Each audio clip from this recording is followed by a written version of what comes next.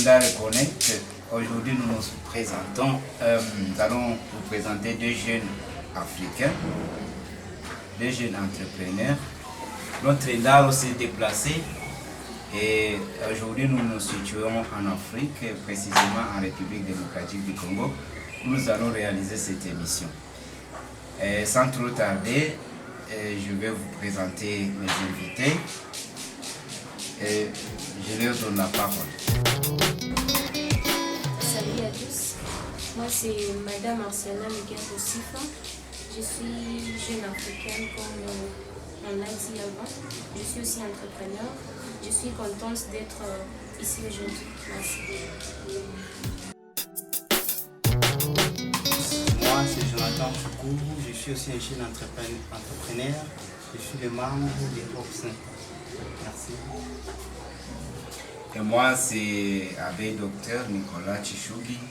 Je suis chercheur et réalisateur en même temps. Je dirige la radio web Naro Connect et exactement cette émission aujourd'hui. Sans trop tarder, nous allons entrer dans le vif du sujet. Et je commence par vous poser une question. Selon vous, que doit faire un jeune Africain pour relever les défis de la jeunesse africaine aujourd'hui au XXIe siècle? Qu'est-ce qu'un jeune Africain doit faire pour relever les défis? D'accord, merci beaucoup pour la question. En Afrique, nous traversons beaucoup de choses, beaucoup de situations, beaucoup de défis qu'un jeune qui pense vraiment, un jeune qui voit loin peut relever.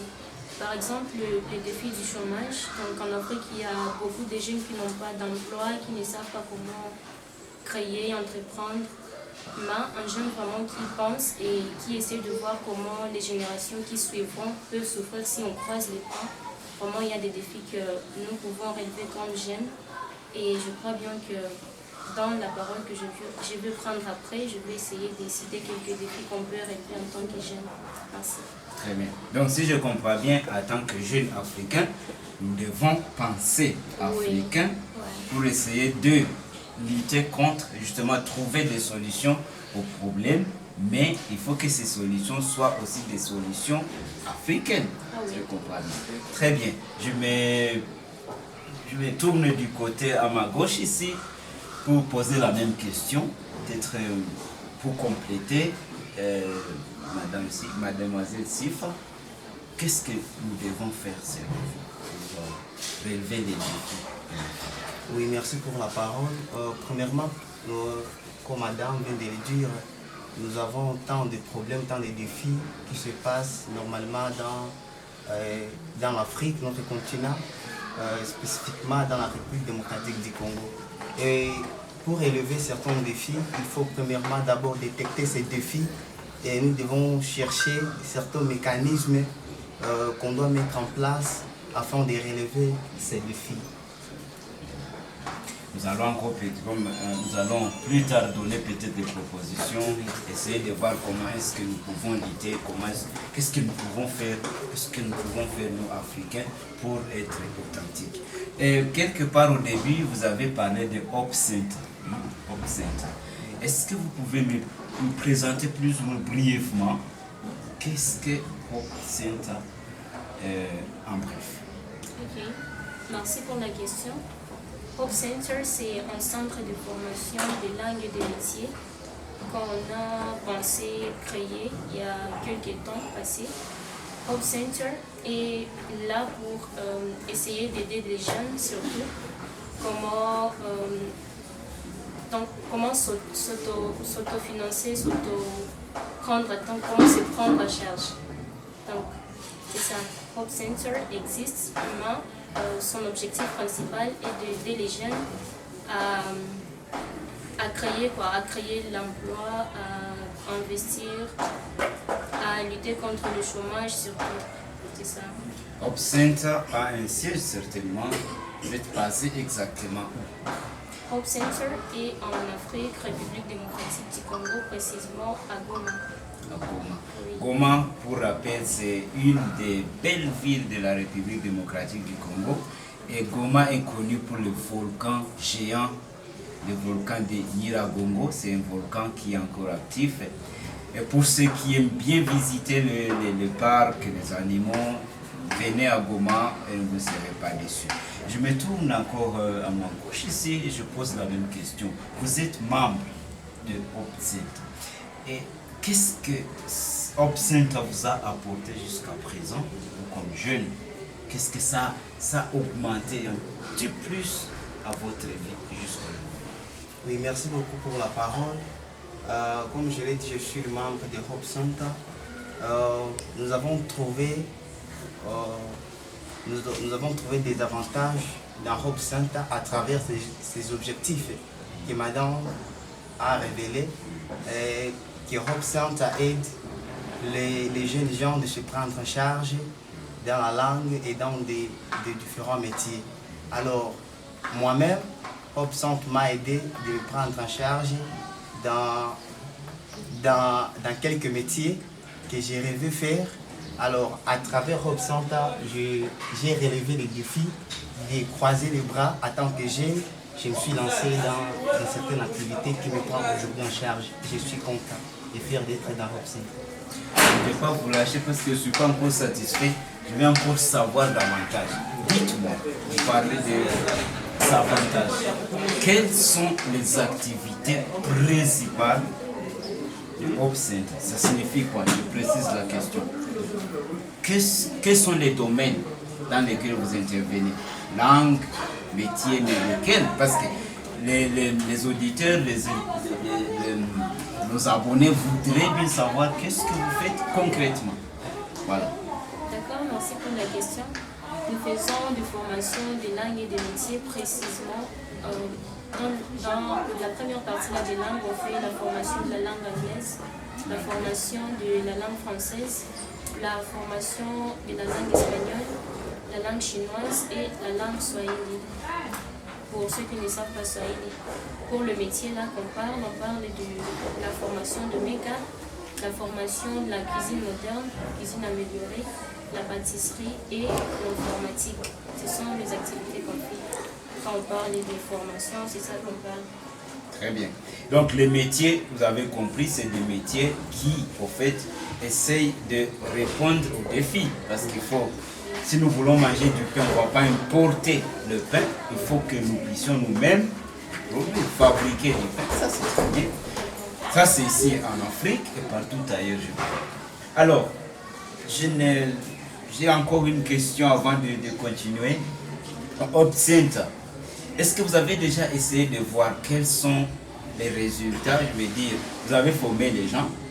Est-ce que ces personnes formées par vous sont arrivées, sont parvenues à créer quelque chose comme par exemple un atelier de couture, c'est pas, un salon de coiffure par exemple? Est-ce que vous avez quelques résultats? Est-ce que vous avez déjà quelques, voilà, des indices? Comme on dit, des IOV, des choses qu'on peut concrètement prouver. Bien sûr, chez Hopcenter, on forme des gens d'âme et après la formation, on voit ceux qui créent leur propre salon de beauté, ceux qui font le make-up. Il y a ceux qui créent leur atelier de couture, ceux qui font la couture là-bas. Il y a des informaticiens qui parviennent à ouvrir des secrétariats publics et vraiment on est fiers de ça. Oui. Donc après la formation, on leur conseille de ne pas croiser les bras parce que l'objectif est de les aider à avoir loin, à créer, à entreprendre, à ne pas vraiment rester tels qu'ils étaient avant la formation. Quelle est la différence entre avant et après? Donc c'est ça. Moi je vis en Europe depuis bientôt 12 ans. Okay. Je vois qu'en Europe exactement il y a aussi des centres. Et les hautes écoles en Europe, c'est des écoles qui forment les jeunes au métier. Ça signifie lorsque quelqu'un dit moi j'étudie dans une haute école, c'est comme ici chez nous on dit institut supérieur. Ça ce sont des hautes écoles. Et là, la différence c'est quoi? Ici chez nous, on se dit on est à l'institut supérieur pour avoir un diplôme. En Europe, ce que moi j'ai constaté, c'est que là-bas, ce n'est pas pour avoir le diplôme, c'est pour apprendre un métier et aller l'exercer directement pour répondre aux besoins immédiats de la population. Aujourd'hui, je voulais savoir, qu'est-ce qui fait la différence entre les instituts supérieurs et vous comme centre de formation métier et langue? Qu'est-ce qui fait la différence? Parce que je vois qu'ici nous avons l'ISP, l'ISTM, et ainsi de suite. Il y a plein de jeunes là-bas. Où est la différence entre vous qui formez les gens au métier et l'Institut supérieur qui forme les gens au diplôme, par exemple? Merci pour la question. La différence qui est entre les instituts supérieurs et nous comme centre de formation langue et des métiers, je peux dire que nous sommes vraiment plus précis. Donc, nous nous focalisons à la chose que nous voyons que c'est ça le domaine où on va former, on se focalise à ça. Par exemple, on s'est dit que c'est la formation de la langue anglaise, donc on se focalise seulement sur l'anglais. Il n'y a pas de géographie, d'histoire, mathématiques, non, on se focalise juste sur l'anglais. Et on se rassure vraiment que la personne qui participe à la formation d'anglais, à la fin de la formation, que la personne est capable de vraiment parler, écouter, interpréter même, traduire. Et c'est ça qui fait la différence entre nous, centre de formation, et institut supérieur, parce qu'on se focalise vraiment sur la formation qu'on se dit qu'on va donner à la personne qui est venue être formée. C'est ça. Peut-être que vous avez quelque chose à compléter. Oui. La différence, c'est que là, entre l'Institut supérieur et notre centre de formation, est que nous sommes précis, comme la dame vient de le dire, nous sommes surtout pragmatiques dans ce que nous sommes en train de faire. Et dans l'Institut, il y a tant de théorie et au lieu de pratique. Après avoir terminé les études, beaucoup de gens croisent les bras et se focalisent seulement pour les choses qu'ils ont apprises à l'école. Alors, et ça crée un défi. Au lieu de se lancer dans des activités qui peuvent les prendre en charge, ils croisent les bras. Mais nous, dans la formation, nous sommes plus précis. Dans la pratique, nous formons des gens et après la formation, nous voyons des bons résultats. Les résultats sont là et je vais encore revenir plus tard sur la question de... Mais à présent, je vais essayer seulement parce que je parle aux jeunes africains. Et comme jeune africain, je verrai que vous puissiez exactement vous exprimer, pas par rapport aux jeunes non africains, mais comme jeune africain authentique sans vouloir se comparer aux autres. Aujourd'hui, il y a la question des réseaux sociaux. Partout, il y a ça, vous utilisez peut-être vous-même aussi les réseaux sociaux. Moi-même, je suis fan parce que j'utilise les réseaux sociaux. Dans mes médias, j'utilise les réseaux sociaux. C'est important. Mais est-ce que vous pensez quelles sont les chances, par exemple, pour la jeunesse africaine dans l'usage des réseaux sociaux comme Facebook, comme WhatsApp, et ainsi de suite? Les chances. Qu'est-ce que vous voyez comme chance là? Les avantages, en d'autres termes, d'utiliser les réseaux sociaux aujourd'hui en Afrique. Est-ce que vous avez une réponse? Oui, la réponse ne peut pas manquer.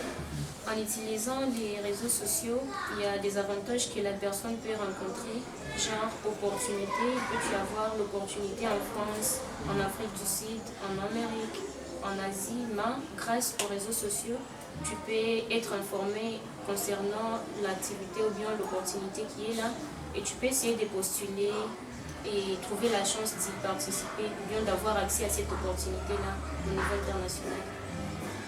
Et à part ça, les activités que tu fais, tu peux les exposer aux réseaux sociaux et tout le monde saura qu'est-ce que tu fais, comment tu les fais et ainsi de suite. Donc ça peut t'aider dans le marketing, mais aussi à faire savoir au monde entier ce que tu fais et comment tu les fais.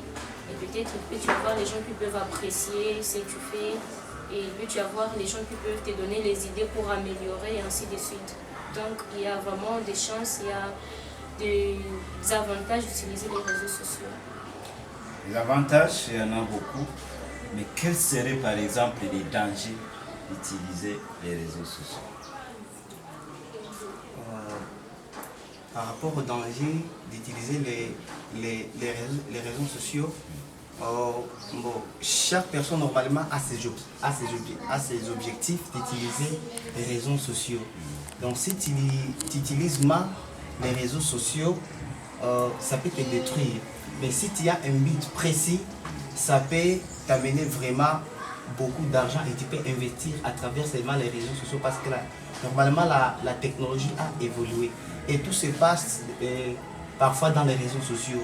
Vous pouvez être en Afrique, on est en train de communiquer avec celui qui est en Europe, on peut faire des activités avec quelqu'un qui n'est pas ici au Congo. Alors si tu utilises mal les réseaux sociaux, ça peut t'amener en danger. Mais si tu utilises les réseaux sociaux avec un but précis, ça peut t'aider. Vous apprenez aux gens à parler chinois, anglais, espagnol, ainsi de suite. Moi aussi j'aime les langues. Mais quels sont les avantages par exemple que vous trouvez en apprenant plusieurs langues? Est-ce qu'il y a des avantages? Oui, il y en a des avantages en apprenant plusieurs langues. Pourquoi? Aujourd'hui, nous avons tant de difficultés par rapport aux langues dans notre pays. Nous avons des jeunes qui sont compétentes, mais à cause de la langue, ils sont un peu limités. À cause de la langue, ils sont un peu limités. Je peux donner l'exemple. On peut avoir un métier qu'on peut exercer en dehors du pays, par exemple en Chine. Il faut que tu sois en mesure de parler la langue chinoise. Alors si tu n'es pas capable, même si tu as des capacités, tu peux être limité. Alors cette formation, ça peut t'aider à t'épanouir. Oui, c'est un peu ça. Très bien. Donc la langue, c'est comme une clé pour ouvrir une porte fermée. Hein? Je pense, à moins que vous avez quelque chose encore à ajouter. Oui, j'ai quelque chose à ajouter concernant ce que l'émission a dit là-bas, que la langue nous aide à s'épanouir, à se connecter à une autre chose qu'on ne savait pas avant. Là, je veux dire, opportunité. Tu peux aller quelque part où tu ne connais pas la langue, alors en y arrivant, vraiment, tu peux être frustré, tu ne peux pas t'adapter facilement aux gens qui sont là. Et tu peux voir comme si tu es limité en ce que tu voulais faire. Donc, savoir la langue, ça ouvre vraiment des portes d'opportunités, mais aussi savoir plus concernant d'autres cultures, ainsi de suite. Très bien. En Suisse, on parle 4 langues. Et donc, un seul pays, un petit pays, mais 4 langues. En République démocratique du Congo, il y a aussi 4 langues nationales, puis deux langues officielles, disons comme ça. Le français et l'anglais, même si l'anglais n'est pas très bon. Je voulais savoir, un petit pays avec 4 langues, un grand pays avec 4 langues, est-ce que ces langues sont vraiment apprises ici chez nous, en République démocratique du Congo? Ou vous pensez que c'est théoriquement dit comme ça, mais pratiquement, ces langues ne sont pas encore connues par les Congolais? Qu'est-ce que vous en dites? Concernant les langues locales, là je veux dire Swahili, Lingala et d'autres, bon, on pensait comment relever les défis là parce qu'on voyait qu'il y a des jeunes qui sont à mesure de parler l'anglais, la langue chinoise, mais s'il s'agit des Machi ou bien des Lingala, les jeunes là ne sont pas vraiment à mesure. Bon, on pensait comment insérer ces formations dans nos formations, donc de mettre ces branches-là afin d'aider aux gens qui vivent ici et aux gens qui ne vivent même pas ici d'apprendre aussi nos langues locales. Donc il y a des Chinois qui peuvent venir ici, on apprend leur langue, bien sûr, on enseigne leur langue, mais pourquoi pas eux aussi peuvent apprendre nos langues ici. Donc, on pensait comment insérer ces formations dans nos formations afin de voir comment nos langues aussi peuvent attirer l'attention d'autres personnes qui peuvent venir nous visiter ou bien faire leurs courses ici au Congo. C'est ça. Notre émission ici, nous sommes en train de la réaliser en français, justement, parce que, voilà, c'est une langue officielle ici, en République démocratique du Congo. On aurait dû aussi parler en Kiswahili, ou en Lingala, ou en Chiluba, ouais. Donc, ce n'est pas diminuer, ce n'est pas être analphabète que de parler la langue locale, je crois. Vous êtes d'accord avec moi? Très bien. Alors, vous avez parlé des langues dans votre centre. Nous avons parlé des réseaux sociaux. On a dit que les réseaux sociaux sont comme avantage. Mais aussi, quels sont les désavantages des réseaux sociaux selon vous aujourd'hui dans la jeunesse congolaise? Qu'est-ce que vous pouvez donner concrètement comme danger des réseaux sociaux? Merci pour la question.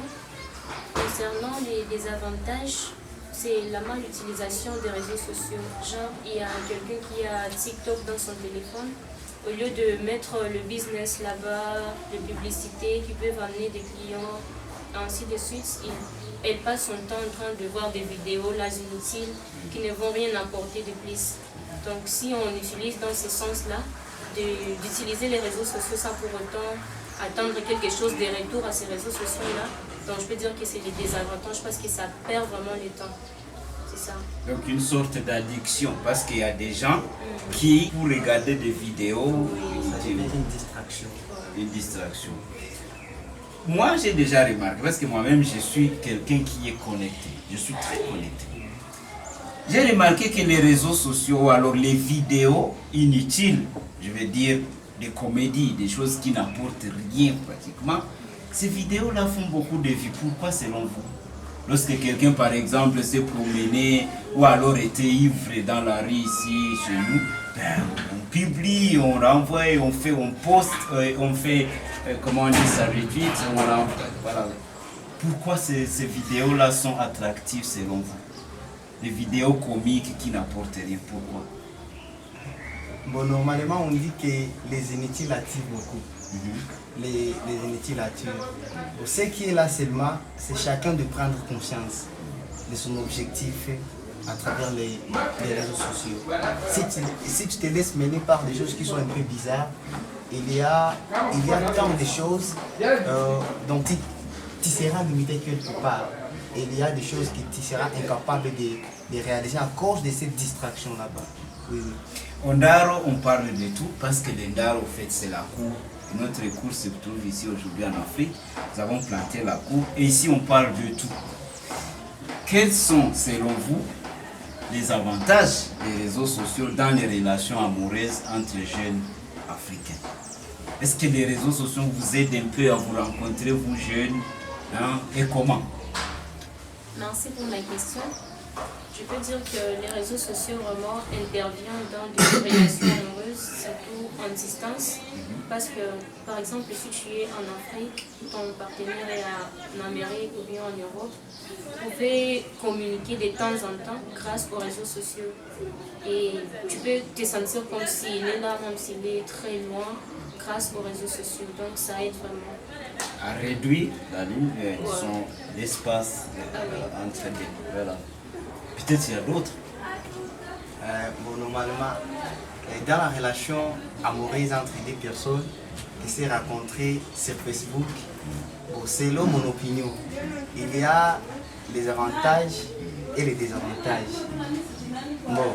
On est encore en train de parler des avantages. Oui. Qu'est-ce que les réseaux sociaux ont apporté pour vous personnellement dans la recherche d'une copine, par exemple? Voilà. Est-ce que vous avez déjà peut-être eu une copine à partir des réseaux sociaux?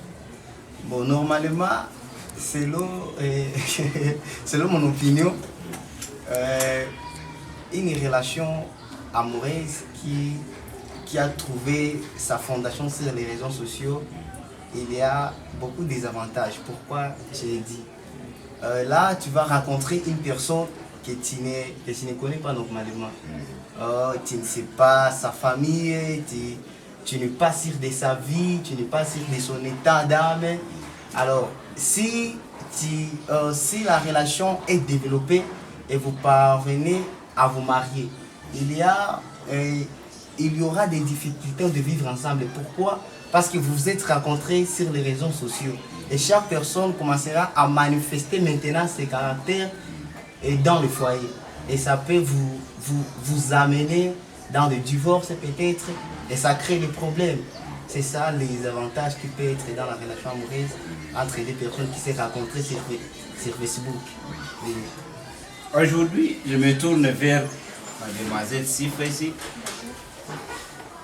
On remarque qu'aujourd'hui, les filles se vendent, je veux dire, elles veulent se présenter sur les réseaux sociaux, mais en mettant en valeur leur nudité, ce qui est contre la culture africaine. En Afrique, la femme doit être bien couverte, bien habillée. Ça, c'est comme ça que nous, on ne va pas dire qu'on va rester dans la culture, parce que la culture est appelée à grandir. Ça signifie que la culture n'est pas statique. Il faut s'améliorer. Mais il faut que cette amélioration ne puisse pas écraser la tradition. C'est comme ça que la nouveauté et la tradition, parfois, il y a une sorte de conflit. Je voulais savoir, pourquoi vous les filles, lorsque vous postez vos photos, vos vidéos sur les réseaux sociaux, vous postez vos derrières, c'est pas vos seins, pourquoi? Est-ce que s'il n'y a que ça à montrer au monde comme jeune africaine? Dites-moi. Merci pour la question.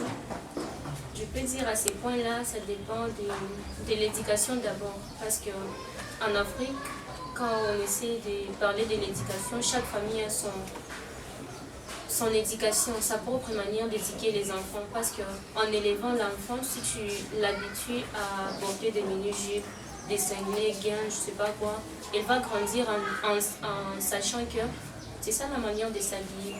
Mais si tu l'habitues en s'habillant décemment, tu la montres que ça tu ne peux pas mettre, l'habit qui n'a pas de manches longues par exemple, tu ne peux pas mettre, l'enfant va grandir en sachant que vraiment ça, je ne peux pas mettre. Mais si tu la montres que comme en Europe on s'habille comme ça, on porte presque rien, toi aussi tu vas mettre ça. L'enfant va grandir en sachant que c'est ça c'est qu'on doit mettre. Même en achetant, elle va choisir ce dont la maman l'a montré quand elle était encore petite. Donc s'habiller, s'exposer comme ça dépend de l'éducation acquise par les parents.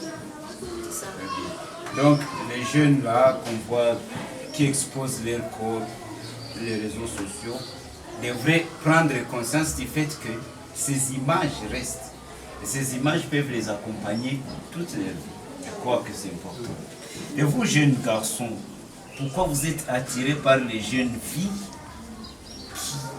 qui s'habillent légèrement sur les réseaux sociaux? Dites-moi pourquoi. Pourquoi vous likez toutes ces vidéos là-bas, des jeunes presque nus? Pourquoi? Selon toi personnellement, pourquoi tu pourrais liker une vidéo d'une jeune fille qui est mal habillée par exemple? Bon, j'ai dit auparavant que les inutiles attirent parfois.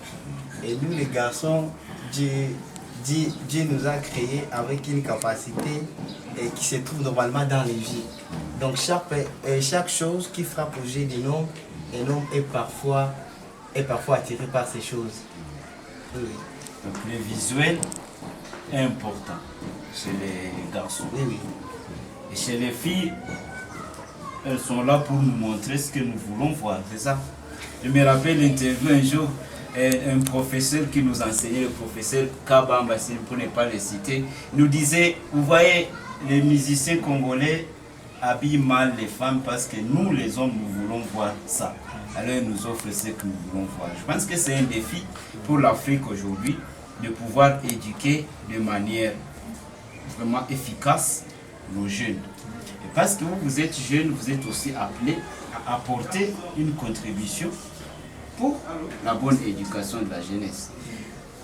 Ça, c'était les réseaux sociaux, les relations amoureuses, nous en avons parlé. Vous utilisez vous-même les réseaux sociaux, n'est-ce pas?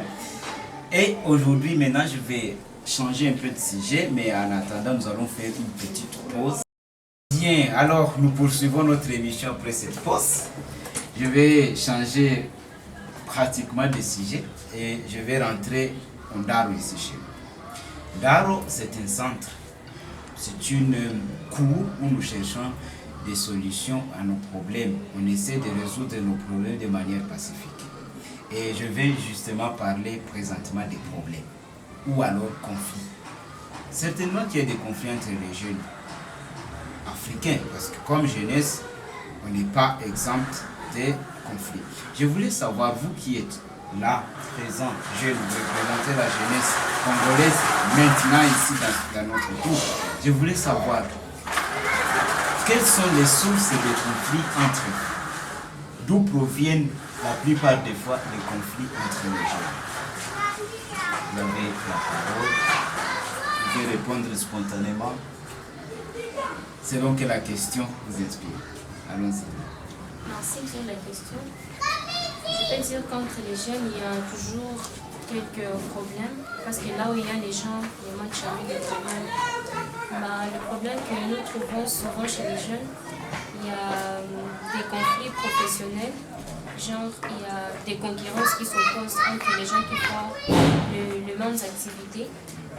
Et ces genres de conflits, vraiment, il y a tant de choses qui se passent. Alors, il faut que les deux personnes prennent le temps de s'attendre, de se parler, de se comprendre pour que les conflits-là aient des solutions.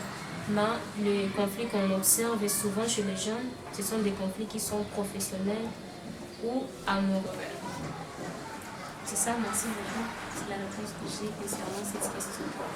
Qu'est-ce que vous avez à ajouter? Oui, je viens ajouter tout justement dans tout ce qu'il vient de dire. Elle vient de parler des problèmes très capitaux. Premièrement, les problèmes professionnels. Nous sommes en train de voir une compétition dans la jeunesse, dans des activités. Donc, nous sommes en train de... Les jeunes, à un moment donné, peuvent ne plus s'entendre parce qu'ils vendent presque les mêmes produits, les mêmes articles. Et ça crée certainement. Voilà. Mais moi, je pense que la concurrence n'est pas mauvaise. Concourir, ça signifie essayer de s'améliorer. Vous voyez? Donc, si moi je vends tel produit, l'autre aussi vend le même produit. Ce qui va faire la différence, c'est que si moi je présente les meilleurs produits au meilleur prix, certainement que j'aurai beaucoup de clients. Ça, c'est important. Mais je crois que le problème en Afrique serait que tout le monde veut faire la même chose. Si moi je vends les chaussures, tout le monde demain va vendre les chaussures. Et ça n'aide pas l'Afrique, je crois, à avancer. Vous êtes d'accord, je crois, avec moi. Ah oui. Ça n'aide pas beaucoup. Vous avez dit le conflit dans l'amour. Qu'est-ce que ça signifie quoi? Le conflit amoureux, qu'est-ce que cela signifie concrètement, hein? Le conflit amoureux. Ok. Bon. Le conflit amoureux, là, je veux dire, par exemple, que tu avais un ami, un petit ami ou un fiancé, et puis en un certain temps, elle te quitte pour quelqu'un d'autre. Alors, dans ces cas-là, tu ne vas pas vraiment voir la personne là comme t'a quitté pour aller chez lui dans un bon sens. Et si tu n'as pas vraiment un grand cœur de supporter ça, tu peux prendre la personne là comme un ami. Il y a des gens qui ont des décisions donc, qui sont bizarres et tu peux essayer de te venger ou bien faire de n'importe quoi la personne là, ce qui n'est pas bien. Donc il y a des conflits pareils aussi qu'on observe chez les jeunes. Donc, les cas d'infidélité, si j'essaie de résumer ce que je dis, voilà, l'infidélité, ça peut faire que les jeunes soient en conflit. Ça, c'est pas seulement les jeunes, c'est partout, même en Occident, il y a ce genre de conflits là-bas. Parce qu'il y a infidélité, il y a toujours conflit, n'est-ce pas? Alors, quand il y a conflit, qu'est-ce que vous faites? Comment vous faites pour résoudre les conflits quand il y en a? Vous, jeunes Africains, vous faites comment, concrètement? Merci pour la question. Quand il y a conflit, il y a ceux qui se mettent pour en parler et trouver la solution à ce qui est comme conflit là-bas. Et il y a ceux qui n'ont pas vraiment le courage là de chercher les gens avec qui ils ont conflit et mettre seulement, comment je peux dire, donc c'est mettre à écrire seulement le message ou bien un texto. Il y a ceux qui font même des statuts visés. Tu sais que tel bon mon statut, je vais poster quand il va voir, il va savoir que c'est lui, mais ce qui n'est pas bien. Je dirais que la meilleure des choses, la meilleure solution qui peut vraiment être là pour régler ces genres de conflits, c'est se mettre et essayer de parler. Tu dis, oh, tu as fait ceci, c'était pas bien, je n'ai pas apprécié. On peut se réconcilier, oui, et vous parler, et tout se termine à l'amiable. Très bien. Ça, c'est le mot. Vous avez touché un point très essentiel chez nous. On daro, on parle. On privilégie la parole. Ça signifie, lorsque tu as un conflit avec quelqu'un, il faut lui parler. Il faut aller le voir, lui parler, lui dire voilà, il y a ceci. Mais est-ce que les jeunes aujourd'hui profitent des réseaux sociaux justement pour parler de leurs problèmes? Est-ce que vous pensez qu'on peut résoudre un problème sur les réseaux sociaux ou alors il faut se rencontrer et parler de ce problème? Bon, selon moi, je pense que ce qui est très important, ce n'est pas les réseaux sociaux. À ce point-là, il faut se rencontrer, se parler. Oui, dans la vie réelle, se parler comme frère, sœur, ça peut vraiment aider pour résoudre les problèmes. Mais je peux aussi ajouter une chose très capitale pour résoudre seulement les conflits. Il faut qu'il soit une collaboration, l'union entre jeunes entrepreneurs. Ça peut vraiment aider les temps de gel. Je peux le dire dans les cas des conflits professionnels par exemple. Donc les jeunes doivent s'attendre, ils doivent créer une collaboration dans leur activité pour secouer une compétition professionnelle. Oui. Donc il faut un cadre de concertation entre les jeunes pour que chaque fois qu'il y a un conflit ou alors lorsqu'il y a une nouvelle idée, qu'il y ait quelqu'un qui modère ça. Donc c'est important de trouver un centre de concertation, un cadre de concertation entre jeunes entrepreneurs. Et ça c'est important. Ce n'est pas le syndicat pour réclamer les droits de celui-ci et cela, mais c'est juste un centre. Et moi je pense que la jeunesse va faire la différence parce que chez les jeunes on ne programme pas beaucoup de choses. Hein? Les jeunes, lorsqu'ils veulent se rencontrer, ils se trouvent sans beaucoup de rendez-vous, vous rencontrez, vous parlez. Je crois que c'est important. Vous avez aussi remarqué que lorsqu'on se rencontre sans beaucoup de programmes, la plupart des fois on trouve des solutions et plus rapidement, sans protocole. Donc c'est important de se parler. Deuxièmement, c'est important de se rencontrer. Troisièmement, parce que nous sommes en train d'aller vers la fin, je voulais savoir, parce qu'on se rencontre, on se parle, on se réconcilie, c'est ce que nous avons dit, et ça c'est louable. Tout le monde voudrait faire cela. Maintenant, je voulais savoir, vous comme jeune, est-ce que vous pensez que vous vous rencontrez suffisamment? Ou alors, est-ce que vous pensez que vous vous parlez suffisamment? Vous comme jeune aujourd'hui, est-ce que vous avez le temps de vous parler suffisamment? Ou alors ce n'est pas encore suffisant? Et si ce n'est pas suffisant, qu'est-ce que vous pensez qu'on peut encore faire comme jeune africain? Merci pour la question. Les gens se parlent, bien sûr, mais je dirais que ce n'est pas vraiment suffisant. Et ce que je peux proposer pour que les jeunes aient vraiment le temps de se parler, d'échanger, de s'exprimer, il fallait trouver des solutions tout en créant par exemple des clubs de jeunes une fois par mois, une fois par semaine, afin que les jeunes s'y retrouvent et essayer d'échanger concernant les sujets, les différents sujets comme le sujet du développement, les sujets des résolutions des conflits, les sujets d'entrepreneuriat, donc dans ce sens-là. Parce que si je dis que les jeunes s'y rencontrent, donc c'est 2 ou 3. Mais si on essaie de faire rencontrer 1000 jeunes, 500 jeunes, vraiment on peut le faire parler, on peut trouver la solution à quelques questions, à quelques défis qu'on peut avoir dans notre société, précisément dans nos petites communautés comme ça. Très bien. Je ne vais pas vous lâcher. Avant de vous lâcher, j'ai encore quelques questions. Donc, vraiment, ça c'est précis. Il faut être précis et me donner des réponses aussi plus courtes possible. Hein. Alors, la jeunesse africaine est taxée d'être une jeunesse à peu près distraite. La jeunesse distraite. Je vais parler de la jeunesse d'église, la jeunesse et la musique ou la danse. Qu'est-ce que vous pensez? Les jeunes sont distraits par les églises. Vous allez à l'église toute la journée, vous priez, et vous passez la journée à méditer, à penser que Dieu va faire descendre les solutions miracles à vos problèmes. Dites-moi, qu'est-ce que vous en dites? Qu'est-ce que vous dites aux jeunes qui passent des journées dans les églises?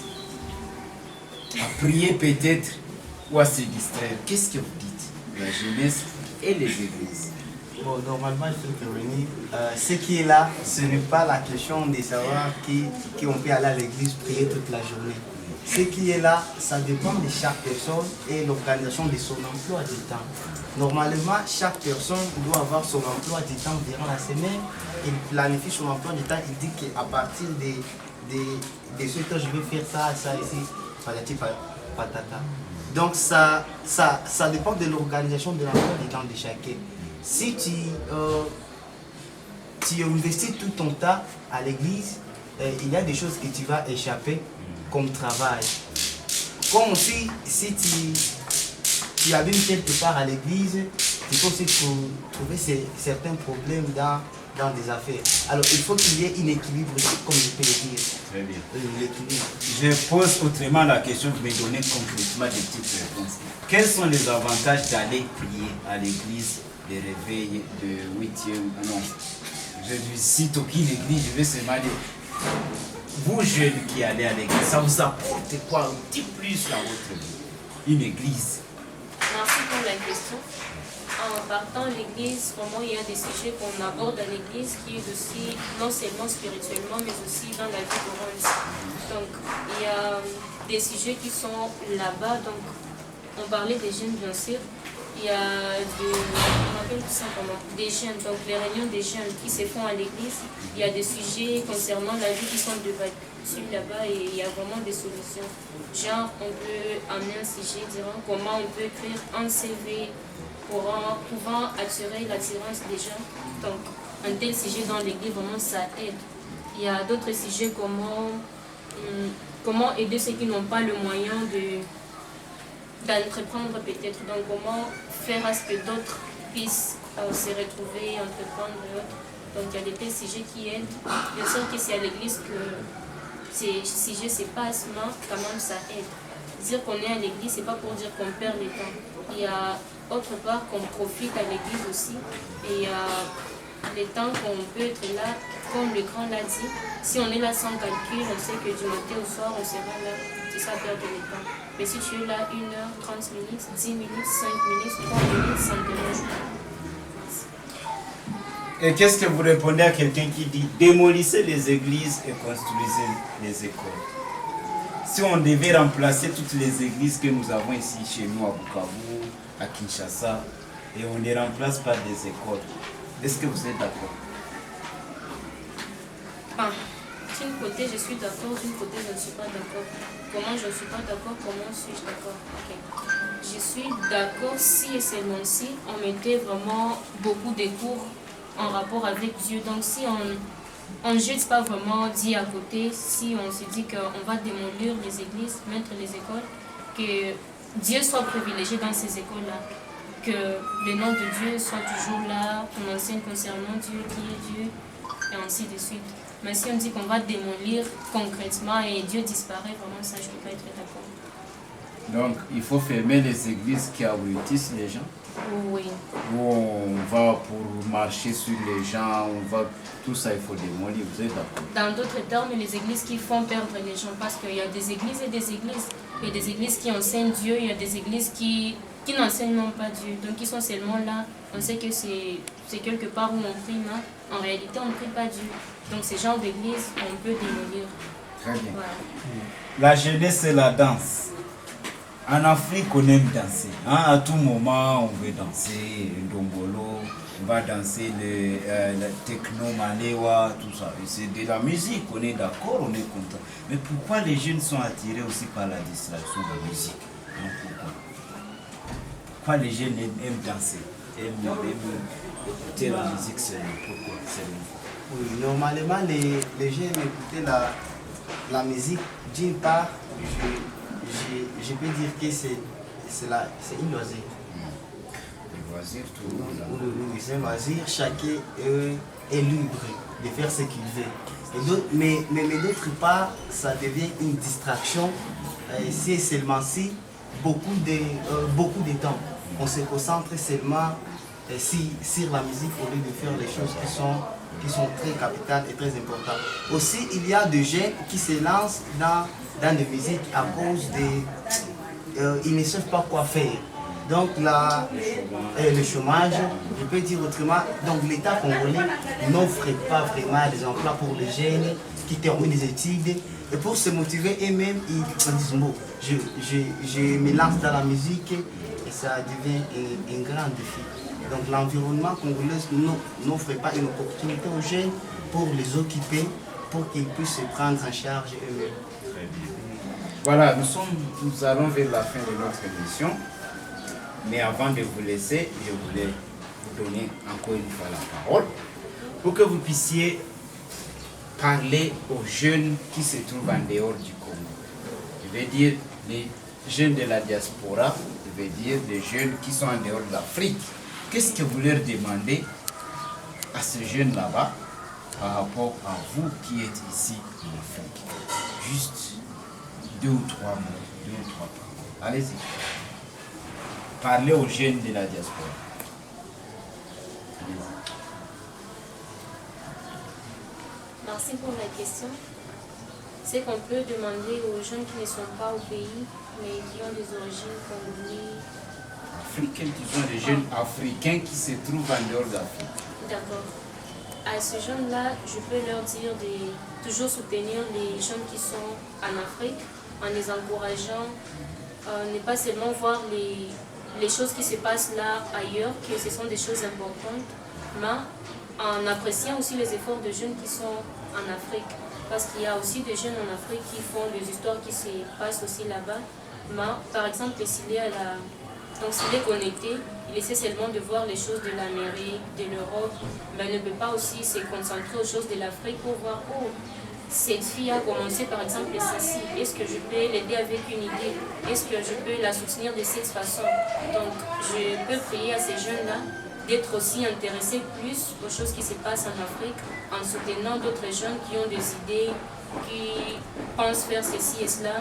Donc en étant physiquement là-bas, mais spirituellement, moralement, émotionnellement en Afrique, pour voir si un jour on peut améliorer l'Afrique et donner l'envie aux gens qui sont partout au monde de venir aussi en Afrique, on part s'installer là chez eux, et aussi si un jour ils peuvent avoir vraiment le désir de venir s'installer en Afrique.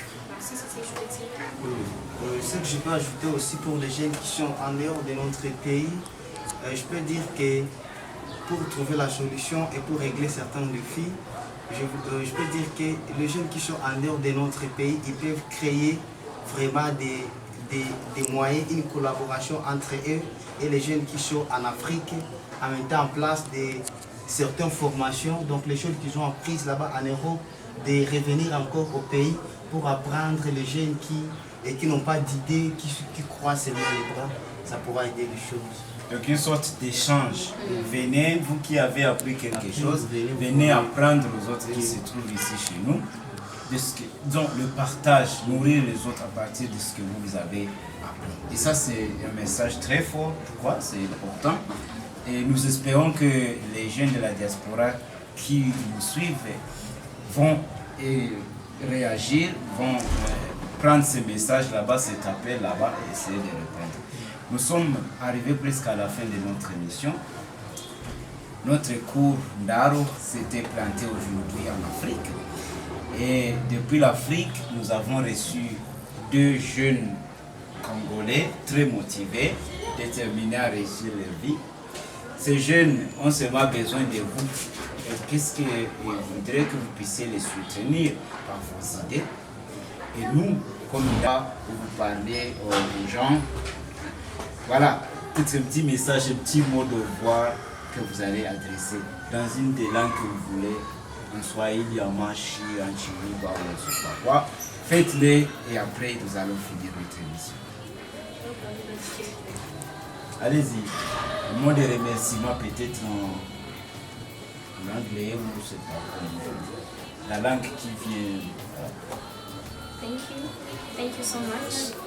I am very happy to be here today and thank you for your attention from the beginning until the end. It's a pleasure for me and for all the team with whom we have been working together today.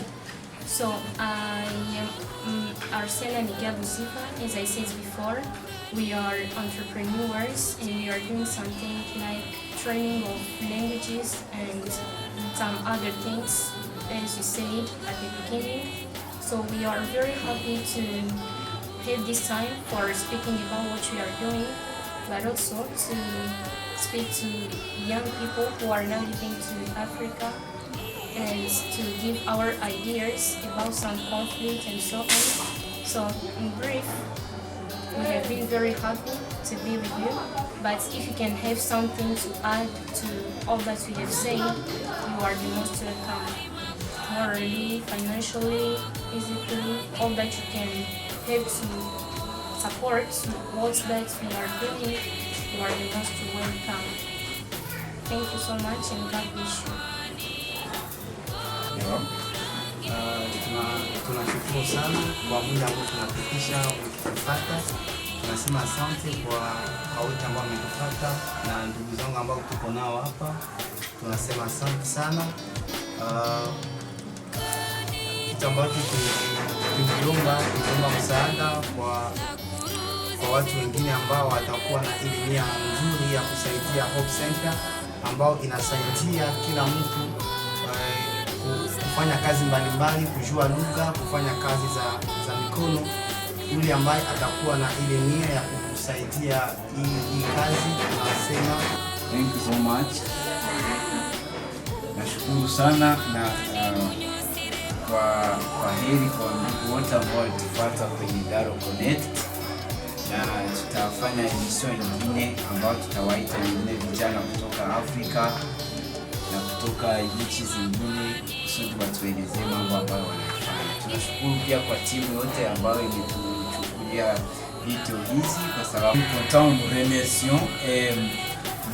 Après cette vue aujourd'hui, il y avait toute une équipe derrière nos caméras ici et c'est un centre très important ici à Bukavu qui a réalisé cela, Kali Wafis. Ils sont ici à Bukavu, à Vamaro précisément, pour ceux qui veulent réaliser les vidéos de mariage, de reportage, ainsi de suite. N'hésitez pas à passer par là et vous ne serez pas déçus. Je vais mettre leur adresse, leur contact en bio de cette vidéo, si jamais, mais allez-y, vous ne serez pas déçus en regardant les images. Et comme vous avez vu, les images parlent d'elles-mêmes. Merci beaucoup à tout le monde, toute l'équipe technique qui avait derrière la caméra. Merci à vous mes invités et c'est l'Afrique qui va.